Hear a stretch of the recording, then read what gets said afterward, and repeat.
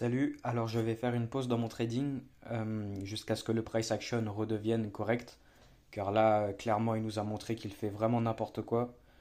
Et je l'avais dit aussi dans la dernière vidéo de la semaine dernière, donc la vidéo pour le dernier jour de trading de la semaine dernière, que j'allais arrêter de trader, mais aujourd'hui j'ai retradé, et donc aujourd'hui j'ai fait deux pertes. Et la semaine dernière, c'était ma toute première semaine perdante depuis vraiment pas mal de temps. Donc j'ai fait une jolie suite de plein de semaines gagnantes. Mon trading était vraiment super bien, tout était correct.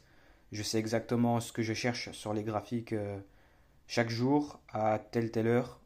Et voilà, tout, juste en général, le trading, il était vraiment bien. C'était cool. Et en fait, ça m'a fait un excès de confiance. Et, euh, et là, la semaine dernière, j'ai fait de la merde. Je peux le dire, je fais de la merde. Enfin, la semaine dernière, c'était pas vraiment une semaine perdante, c'était juste à 0-0, mais moi je considère ça comme de la performance nulle. Moi je dois faire minimum 5 R par semaine. L'objectif, enfin voilà, je vais faire 5 RR par la semaine. Et qu'est-ce que je voulais dire? Parce que je veux bien structurer tout ce que j'ai à dire. Donc je vais en profiter de cette pause pour retravailler mon trading, repasser mes modèles, qu'est-ce que je fais, qu'est-ce que je cherche à faire. Et juste voilà. Et parce que là en fait je fais mal les choses en fait. Juste je sais pas comment vous dire, mais voilà, vu que tous les jours je suis censé vous faire des vidéos pour parler de mon trading, montrer les trades et parler de qu'est-ce qui va bien, qu'est-ce qui va mal, euh, techniquement et psychologiquement et tout. Donc voilà, là je vais faire une pause dans mon trading, je vais en profiter pour réviser qu'est-ce que c'est que je fais parce que là en fait, clairement, c'est cool pendant des semaines et des semaines. J'ai tout bien fait, voilà, rentable et tout super. Et là, une semaine et genre, je sais pas, je suis parti à côté. Voilà, j'ai fait n'importe quoi. Enfin, je trade pas comme je devrais trader, quoi. Et ça, du coup, ça, j'aime pas, je veux pas ça. Et là, aujourd'hui, j'ai refait pareil, j'ai pris deux trades. Les conditions juste, les conditions font que il n'y a pas de trade à prendre, mais j'ai quand même pris deux trades, un sur le Nasdaq et un sur le Dow Jones, je sais plus. Mais voilà, donc, qu'est-ce que je voulais dire? Voilà, et en plus, enfin, je m'en fiche. Si je, ça me fait rien. C'est pas, je trade plus parce que pour ceux qui savent, j'ai mon scalping sur le gold et j'ai mon swing trading sur le forex. Donc non, enfin, c'est pas, j'arrête de trader, mais en mode voilà, je fais juste une pause. J'avais dit dans la dernière vidéo de la semaine dernière que genre j'arrête de trader, je fais du tape reading même si le prix il est vraiment dégueulasse, mais j'exécute que si réellement il y a le meilleur setup, un super setup, tout s'aligne, tout est parfait. Mais le truc c'est que même s'il y a ça, mais dans les conditions actuelles, même s'il y a le setup parfait, il y a les probabilités pour que ça fonctionne pas comme ça devrait normalement, comme ma data fait que ma stratégie, ma manière de faire, comment je trade mes modèles. Logique, ça va gagner, ça va perdre, mais sur plusieurs trades, il y a du coup le taux de réussite qui est positif, enfin qui est bien, il est voilà le taux de réussite. Et juste voilà, c'est censé être bien, ça marche. Alors que là, les conditions actuelles, je peux avoir tous les super modèles, tout, mais ils dépassent quoi. Ils font pas ce qu'ils devraient faire normalement. Donc voilà, enfin, le price action nul, les conditions de marché, il n'y a pas que ça. Il y a aussi moi, du coup, avec ce que je disais, cet excès de confiance là je sais pas, est entré en jeu et je me suis mis à faire n'importe quoi. Bah, je fais plus les choses comme je devrais. Je trade pas correctement. Là, les deux setups que j'ai pris là, mais pourquoi je les ai pris? C'est quoi ça?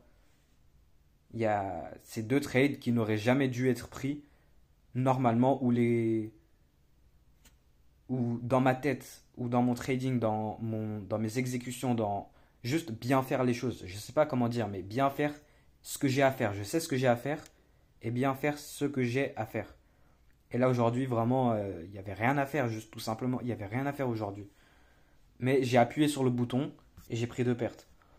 Et Et dès que je me mets à faire de la merde, parce que pendant des semaines et des semaines, j'ai tout bien fait, mon trading il était super, tout était bien fait, mes modèles et tout.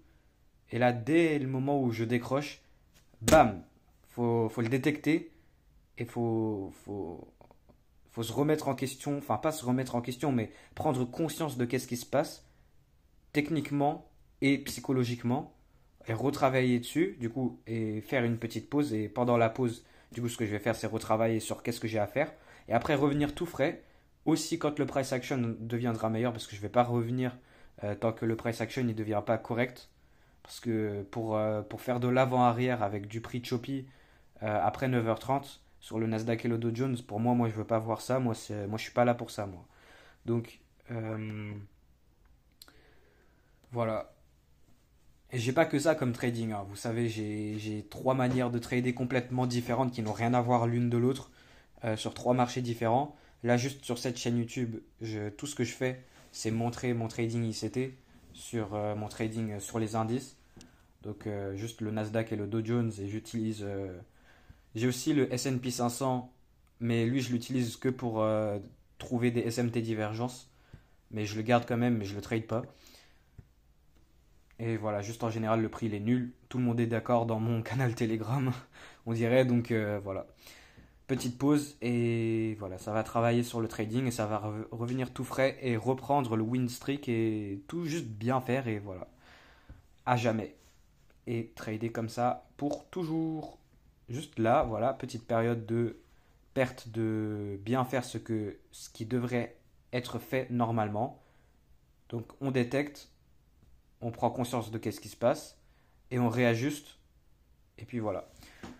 Alors sur donc là maintenant je vais aller sur le graphique et je vais quand même expliquer qu'est-ce qui a été fait, les exécutions, qu'est-ce qu'il y a derrière les trades, même si en fait les deux trades n'auraient jamais dû être pris tout simplement. Mais je vais quand même expliquer pourquoi est-ce que pour moi j'ai pris ces trades parce il y a toujours une raison pourquoi on prend un trade. On n'appuie pas sur le bouton aléatoirement. Donc alors je sais plus où commencer. En fait, j'oublie. Je sais même. En fait, le prix il est tellement nul que je le visualise plus. Normalement, le graphique, je le connais, je le visualise. Mais voilà. Donc, ce que j'avais expliqué, c'est que avant, donc voilà, le prix il est dans une tendance baissière généralement. Là, le prix il a fait une nouvelle dealing range, une nouvelle rangée baissière. Et donc là, il a retracé dans cette IRL qui est cette CB ici en 1 heure. Et à partir de là, donc je cherchais. De toute façon, on l'a respecté, vous voyez. Il n'y a pas de. Genre, il n'y a pas de j'ai eu tort sur mes billets. En mode, pour moi, on allait trouver résistance sur la CB et aller plus bas. Pour continuer, du coup, si on suit la tendance, là elle est baissière, retracement et la continuation de tendance. IRL, Internal Range Liquidity, et puis ERL, External Range Liquidity, donc la liquidité de rangée externe, qui est le bas qui est là, donc le bas de la rangée baissière, puisqu'on est sur une tendance baissière, et venir chercher du coup la sell side en bas, qui est aussi le previous week low, qui est du coup le bas de la semaine précédente, enfin juste le bas de la rangée quoi. Donc voilà, j'avais un billet pour une réaction à la baisse de la CB en ayant pris aussi de la buy side en entrant dedans, mais on va voir ça après. Donc là, on a l'ouverture de minuit. Le prix, il a plongé dans une PDRA que j'ai là. Et après, il est parti pour la CB. Et après, là, je m'y attendais. Mon billet, c'était à ce qu'on réagit à la baisse. Et là, le prix, il respecte la CB. Là, il n'y a aucune fermeture de corps de bougie qui ferme au-dessus. Donc là, pour l'instant, tout est bon. Sur le 4 heures, donc là, ce qui s'était passé, c'est qu'on a cette CB ici. Le prix, il a trouvé résistance sur le quadrant du bas, le premier quadrant de la CB. Et là, ici, ce qu'on a, c'est qu'on a cette BC ici. Et le prix, il a fermé la semaine dernière. Donc la dernière bougie de. Ah non. Ah non, ça c'est dimanche. Donc la dernière bougie de 4 heures. Là, on est sur le 4 heures. La dernière bougie de 4 heures de la semaine dernière, elle a fermé en dessous du bas de la BC. Et là, à partir de là, je m'y attends à ce qu'on vienne juste continuer la baisse dans laquelle le prix se trouve actuellement et venir chercher le bas qui est là. Sauf que là, le prix il a réagi à la hausse à partir de cette tape-da qui est ici. Donc là, on a cette forme d'order block, mais elle est aussi basée au temps. Donc si on regarde l'heure de cette forme de... On oublie quel PD array, on s'en fout de quel PD array c'est, sur toutes les PD arrays. là, tout ça, cette consécution de trois bougies baissières, c'est une order block. Et on a celle-là, la dernière, bougie baissière avant la hausse. Mais on s'en fout de qu'est-ce que c'est. Juste, on a réagi sur une TAPDA, donc une bougie, une PDRA basée au temps. Donc à quelle heure a été fait cette bougie? 1 heure. Et on est revenu, on a réagi dessus à quelle heure? 1 heure. Donc là, regarde. Enfin, ça, c'est l'horizontale pour délimiter l'ouverture de minuit d'aujourd'hui. Mais je vais le placer sur la bougie comme ça. Si c'est pas clair pour vous, vous voyez très clairement. Donc la bougie, elle a été faite à 1 heure et on revient dessus, on touche et on réagit à la hausse. À quelle heure? 13 heures. Mais si on n'est pas un minimum con, on comprend que 1 heure et 13 heures, c'est pareil. Matin ou soir, c'est pareil. Que ça soit 1 a.m. ou 2 ou 1 p.m., donc a.m. ou p.m., c'est pareil. Donc 1 heure du matin, 1 heure de l'après-midi, bam, tapda, tapda et on réagit. Donc là, du coup, c'est la fin de cette baisse pour retracer et après repasser à la baisse. Donc tout ça, c'est vraiment juste des explications pour le billet en plus long terme qui peut complètement ne pas se faire produire. Parce que vu qu'on trade sur le 5 minutes, 1 minute, les gros billets, voilà, c'est cool, c'est mieux d'en avoir, mais en réalité, c'est pas du tout nécessaire. Donc voilà, on a réagi et on est revenu dans la CB en 1 heure à partir de cette TAPDA, donc Time and Price PDRA. Ensuite, là sur 1 heure, bon, je vais aller sur le 15 minutes. Donc là, on est sur le Dow Jones. En plus, ce qui me saoule, c'est que du coup, là, ici, j'écris MAGIFX, patience, donc un peu mon slogan sur le graphique. Tu vois, comme ça, patience. Donc la patience de faire quoi?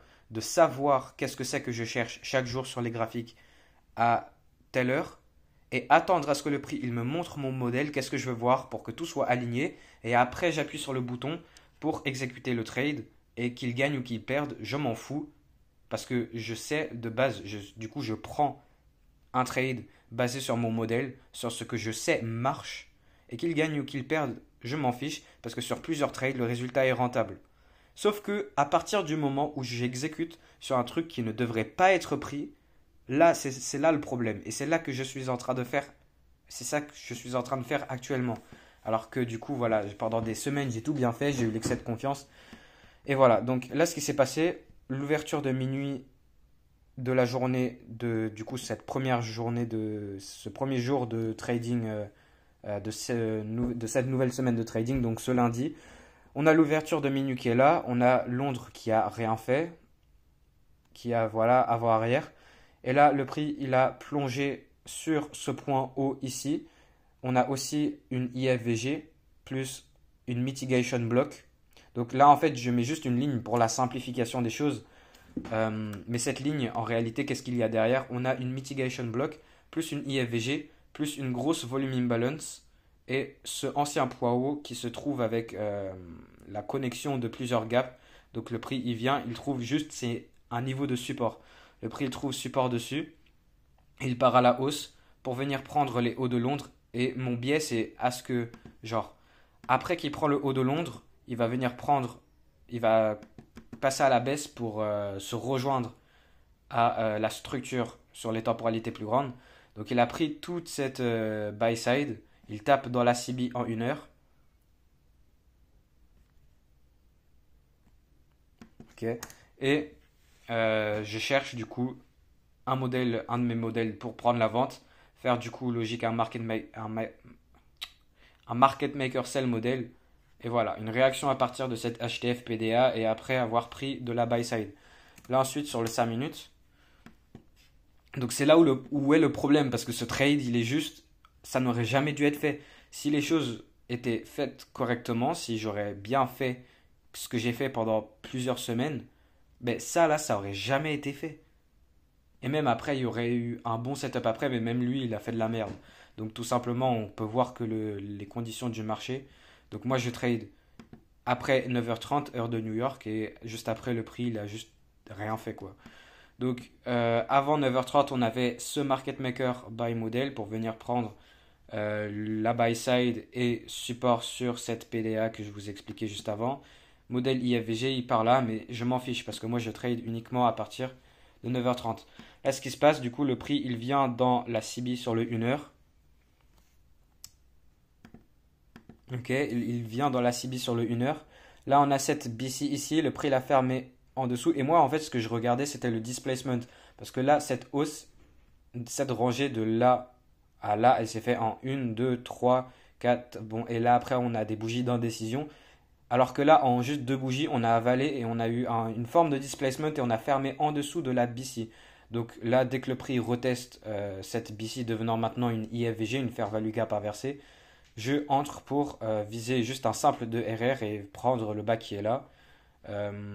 Puis voilà, c'est pour ça en plus. Le billet il sert à rien parce que, ok, pour moi le prix va aller plus bas, mais moi voilà, je cherche juste mon 2-3 RR, prendre de la liquidité interne qui est proche du prix et puis c'est tout. Donc en réalité, juste le prix, voilà, il a monté, il a retracé, il est repassé à la hausse. À partir de donc là on est en 5 minutes. Cette j'arrive jamais à dire. Rejection block et sur le 1 minute, c'est une order block. Donc si je vais sur le 1 minute. Donc voilà, juste c'est de la simple continuation de hausse. Moi je cherchais le retournement. Pour moi c'était retournement de marché, alors que pas du tout. Et en fait je le savais. Genre c'est ça le problème, de savoir que tu prends un trade qui ne devrait pas se faire prendre, elle est à basse probabilité, et il n'y a pas la probabilité derrière. Juste le setup en général il est mauvais. Et ça je le savais. Je le savais c'était risqué, mais je l'ai pris. Et j'étais en mode je m'en foutisse. C'est ça l'autre problème en ce moment. Je détecte que j'ai une attitude où je m'en fous de tout en ce moment et juste je m'en fous. Et je sais que je fais n'importe quoi, mais je fais rien pour régler les choses et je m'en fous. Juste voilà, je m'en fous. Et donc j'ai pris un truc qui ne devait jamais se faire prendre. Donc là on a la IFVG en 5 minutes. Le prix revient dessus. On a quelques autres CB ici en 1 minute.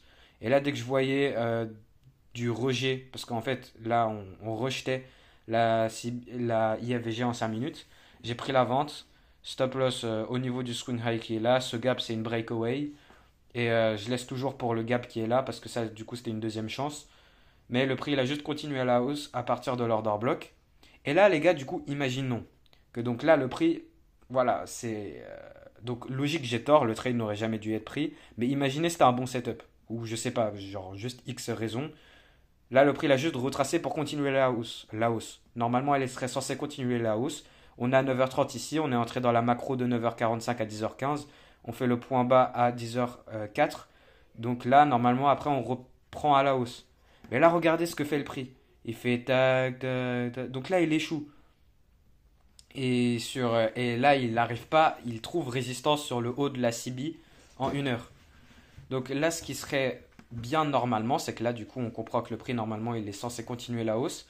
Il retourne sur cette BC ici, et là, ça serait une opportunité d'achat là pour la continuation de la hausse. Et imaginons, j'aurais pris cet achat là, que je ne prendrais pas vraiment parce qu'il n'y a pas assez d'éléments derrière pour le setup. Mais c'est quoi ça? Le prix, il fait rien. Donc là, juste, on comprend que c'est une condition de merde. Juste, à force de regarder le graphique tout le temps, on sait, on remarque un peu comment sont les bougies. Et là, on voit, il y a des volume imbalance un peu partout. Il y a des gaps entre les bougies. Il y a une volume imbalance là, il y en a une là, il y en a une là, il y en a. Voilà, on les remarque partout. Juste, on voit que l'action du prix, elle est nulle. Et tout ça, ça a impacté par un peu les élections qui arrivent bientôt et ce genre de choses. Mais en s'en fichant du fondamental, juste, on détecte que le prix, il est nul. Et là, il n'y a rien à faire là-dedans. À part peut-être, donc là, ici, on a très clairement shift avec le prix qui passe à la baisse. On a cette CB, le prix revient dedans, il la respecte et il continue à la baisse. Mais le prix, il revient pas, il part pas baissier, il n'y a pas de vrai programme baissier. Parce que moi, je suis là pour les programmes haussiers ou les programmes baissiers, un vrai mouvement qui se fait. Alors que là, il n'y a pas de vrai mouvement qui se produit. Le prix, il fait, ok, on est d'accord, le prix il monte et il descend, il monte, il descend, mais il n'y a pas de vrai mouvement pour aller chasser des niveaux importants de buy side ou de sell side, qui est tout le but. À chaque fois qu'on entre dans un trade, c'est pour viser la draw on liquidity. Sauf que là, voilà, le prix il baisse, ok, retournement de haussier à baissier, il revient dans la CB, il revient et là il continue, là il refait un retournement de marché, là voilà, il fait nanana, avant-arrière, avant-arrière, avant-arrière, avant-arrière, avant-arrière, sans dépasser le haut de la CB en 1 heure, et avant-arrière. Mais juste, les gars, on est d'accord, voilà. Vous êtes tous d'accord dans mon canal Telegram, vous me dites tous, tout le monde, voilà. Donc on est d'accord, et voilà, une perte moins 1 R sur celui-là.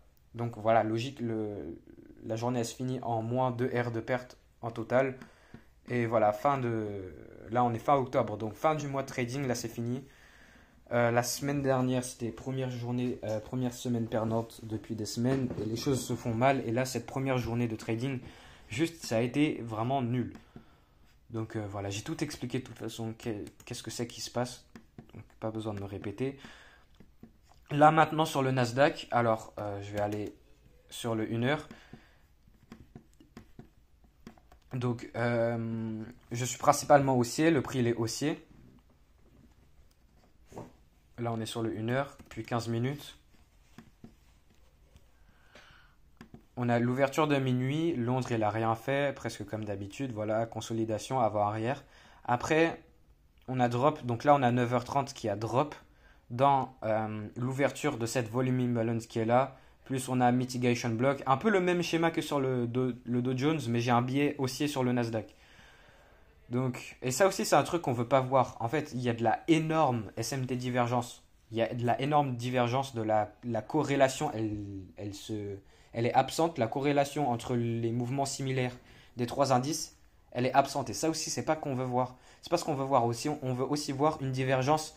On veut voir une divergence entre les indices et le dollar, l'indice du dollar. On veut aussi voir de la décorrélation, enfin la corrélation inversée.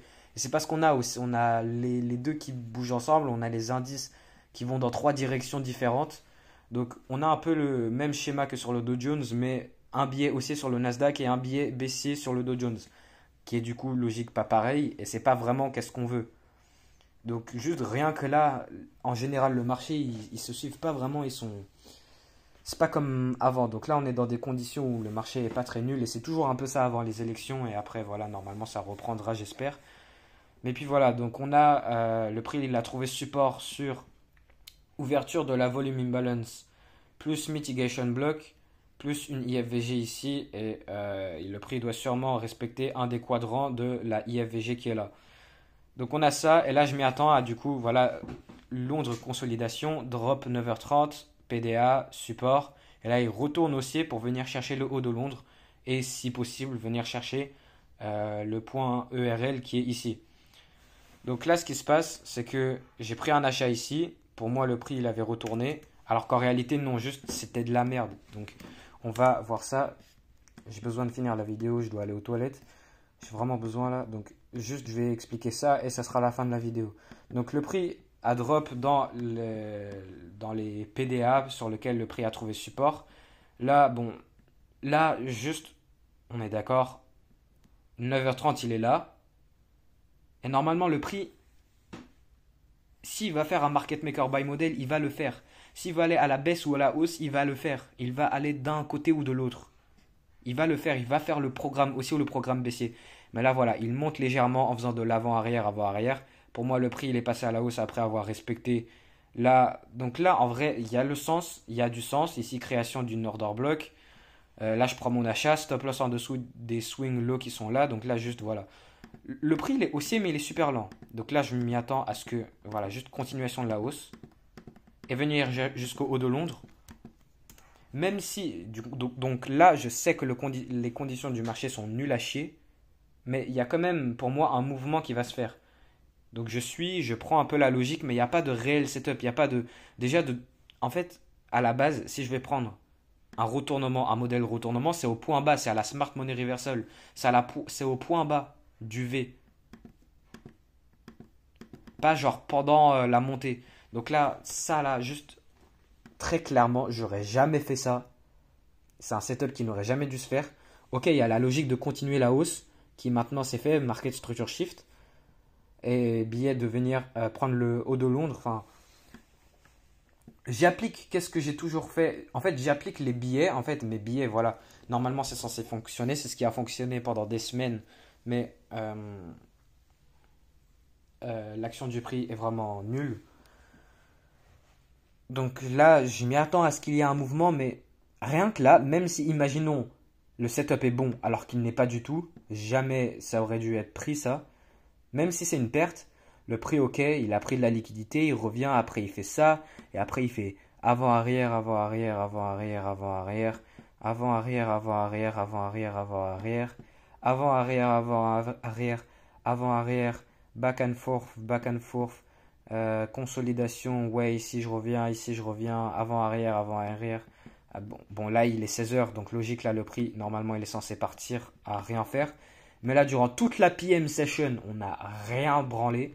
Et après 9h30, qui est le prix normalement. On a l'entrée de volume, on a l'entrée de la volatilité. Et regardez ce qu'il me donne. Waouh! Donc voilà, deux trades, il n'y avait rien à faire aujourd'hui. Day trading, c'est pas égal everyday trading. Et moi, en fait, je fais de l'everyday trading, je veux exécuter, je veux faire des trucs, alors qu'il n'y a rien à faire. Donc voilà, deux trucs de merde, et j'ai tout expliqué, voilà, qu'est-ce qui se passe, mes résultats, qu'est-ce qui s'est passé. Donc les résultats d'aujourd'hui, moins de R, la semaine dernière, voilà, et les semaines d'avant, et donc voilà, tout est là sur ma chaîne. Je vous montre tout, c'est mon journal de trading public, où je vous montre qu'est-ce qui se passe. Et je vous explique à l'oral qu'est-ce qui est bien techniquement, qu'est-ce qui est pas bien techniquement, qu'est-ce qui est bien psychologiquement, qu'est-ce qui est pas bien psychologiquement. Et là voilà, je vous expliquais en début de vidéo qu'est-ce qui se passe, qu'est-ce que je vais faire. Et donc voilà, allez, fin de la vidéo.